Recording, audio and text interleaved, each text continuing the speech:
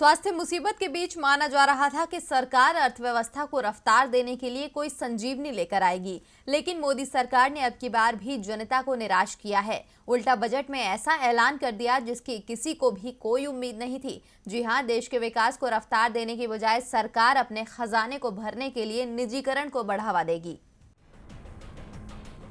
एक साल में बेरोजगारी तेजी से बढ़ी है। लोगों को उम्मीद थी कि सरकार नई नौकरियां पैदा करेगी और बजट में इसे लेकर बड़े ऐलान हो सकते हैं, लेकिन सरकार ने लोगों को नौकरी देने की जगह उसमें कटौती की तैयारी कर ली है।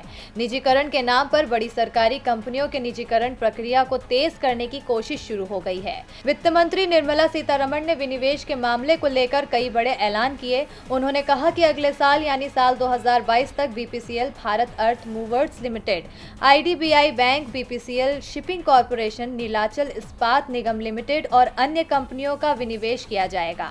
यानी इन कंपनियों में या तो निजी भागीदारी बढ़ाई जाएगी या ये पूरी तरह से निजी हाथों में सौंप दी जाएगी। वित्त मंत्री ने कहा कि 2021-22 में 2 और सरकारी कंपनियों का विनिवेश होगा। इसमें सरकार को 1.75 लाख करोड़ रुपए मिलेंगे। निर्मला सीतारमण ने सार्वजनिक क्षेत्र उपक्रम नीति पेश करते हुए कहा कि फिलहाल 4 क्षेत्र ही ऐसे हैं जिनमें सरकारी कंपनियां काम करेंगी, बाकी क्षेत्रों में विनिवेश किया जाएगा। ये नीति रणनीतिक और गैर रणनीतिक क्षेत्रों में विनिवेश की स्पष्ट रूपरेखा पेश करेगी। उन्होंने कहा कि हम उन सरकारी कंपनियों की पहचान कर रहे हैं जिसमें सरकार अपनी हिस्सेदारी घटाएगी।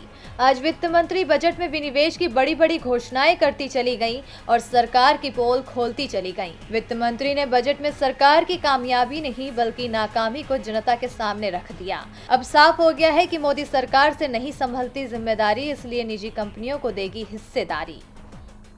डीबी लाइव की रिपोर्ट।